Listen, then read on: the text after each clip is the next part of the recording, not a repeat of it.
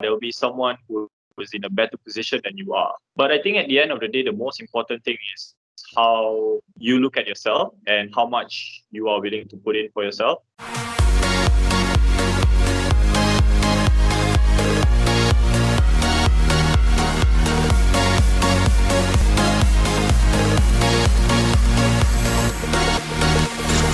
Creative Conversations.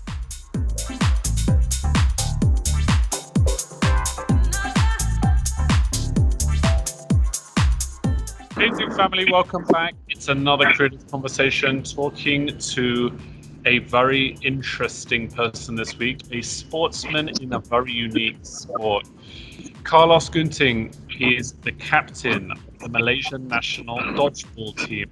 And this is nothing to be smarted at. We probably all know about it from events to the film. However, Carlos is an international champion as part of the 2018 team. Carlos, first of all, how are you? I'm good, thank you. So happy to be here.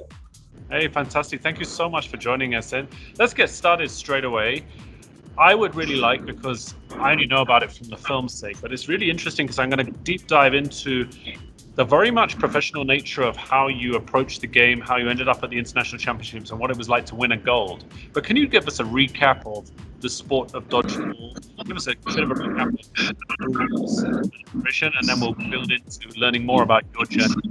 Okay, so dodgeball, usually it starts off as a recreational sport for most people.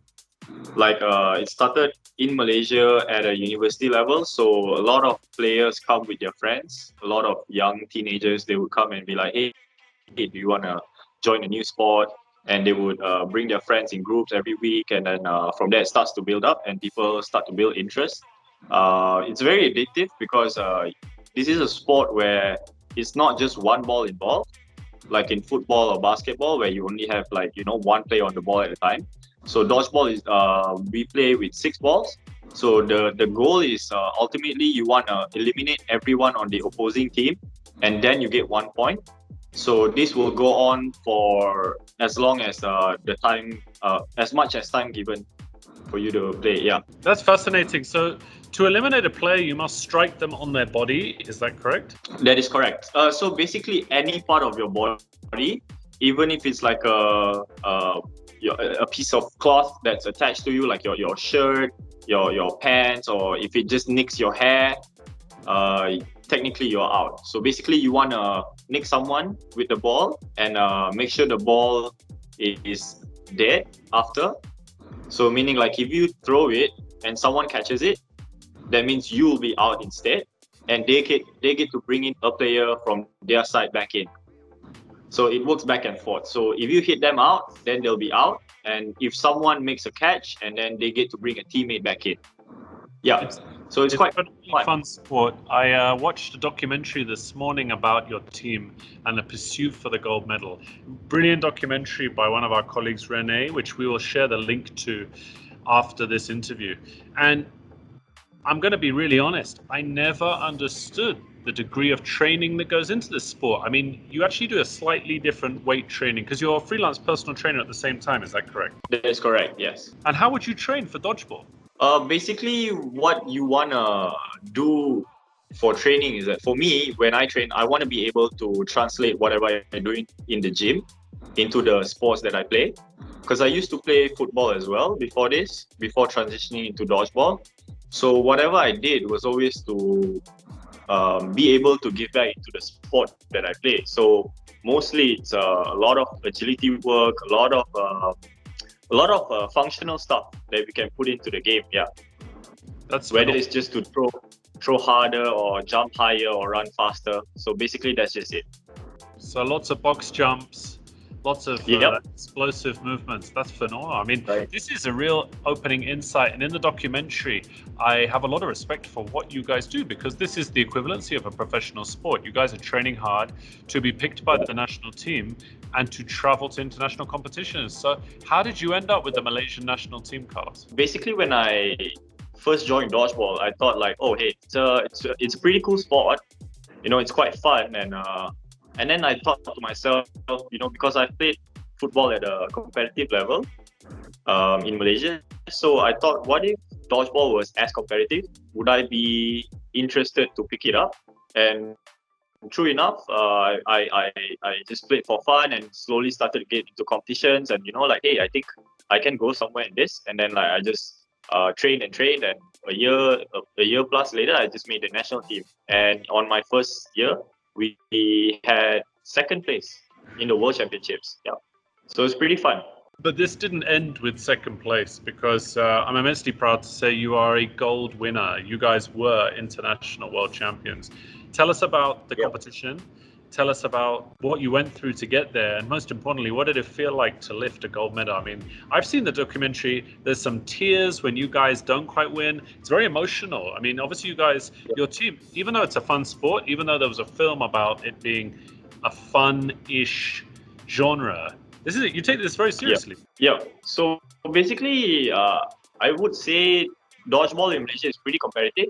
Even though most players start off as a fun sport, eventually they'll get into it and be like, hey, I want to go competitive as well, because they see players on top, and all these young players just want to keep up with the players on top. So it's quite fun, when you start out as something as a fun sport, and then slowly you transition into, hey, why not let's bring this to another level, instead of just playing it and being the best in Malaysia, why not just bring it to the next level, which is the World Championships?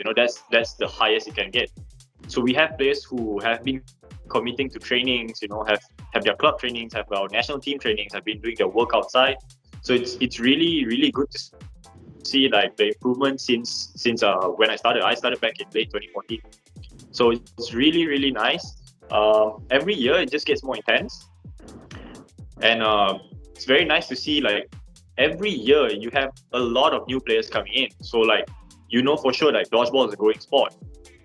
Just at the moment, I just don't think it's been given the exposure that it deserves. Even though with all the documentaries and all the write-ups and all that, I don't think we're getting enough.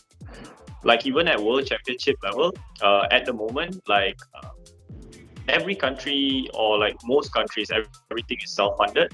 So hopefully one day, all of that can change. Yeah. So you're very much covering for all the transport, all the accommodation, all the training. Right. Sure. So, first of all, congratulations. That's a huge commitment to execute, and especially at such a high level. So tell me, Carlos, about winning gold. Okay. So me personally, like my first attempt was in 2016. So we play all the way to the finals, and in that final game, I still remember clearly, we were down 6-1. We were down 6-1 in the first half, right? So when you come on, because I wasn't first team back then, I was one of the filling in players at that moment, and we were down 6-1. And when you come on, it's sort of telling you like, oh, maybe the team's throwing the towel. I don't know, but you feel like, oh, 6-1, might as well just feature other players. But I thought otherwise, and a few players thought otherwise, and we just gave 110%, and we came back to 6-6, and then eventually it went on to 7-7, and then unfortunately we lost the last point. We had lost it, so it was a really, really close game. But nevertheless, we were all very proud of like how we played, even though we lost, even though it was a very difficult loss to take, because we just lost by like 1 point after being down. Yep. And that was the feeling, or that was the first step that pushed all the players to work harder the following year. And so I made the team again in 2017, but I never made the trip due to financial constraints. But my teammates had been able to lift the gold medal, the championship. So I still didn't know what it felt like. Like, yeah, I was watching from home and like, oh, it's, I'm very happy for the boys. They put in the work throughout the whole year, and it paid off. But I eventually felt it. I got to experience that feeling myself in 2018. So when we beat the USA in LA, I think that was crazy, because we know when you play on someone's home, it's not going to be easy. And also in that game, we were down 3-0. Yeah, we were down 3-0, and then we came back and eventually won it 5-4 in the sudden death in the tiebreaker. So like it's a crazy feeling. Like, you know, winning games are normal to a certain extent, but you know, winning a championship and winning a championship, a world championship for your country, that is a feeling no one else can take away from you. You know, that experience, that feeling, that mental images you have until today, I think it's crazy. Yeah. So like even when I watch the YouTube videos of the final until today, it still gives me goosebumps. So it's really a feeling that no one can take away from me. Yeah. It's not often I get the pleasure of chatting to a world champion, so congratulations again. It's phenomenal, and to do it for your country as well, to do it for Malaysia. So who did you beat in the final? In the final of the 2018 World Championships, we played in LA against the United States. Yep. Wow, amazing achievement. And it's not just yourselves. I mean, the female Malaysian National Dodgeball are 2 times world champions. The males are 2 times world champions. So it's a sport that welcomes women and men. Carlos, give us some advice. If people are out there watching this, and I'm positive there would be, because I will for sure, how do they get into the sport of dodgeball? How accessible is it in Malaysia to sign up and play?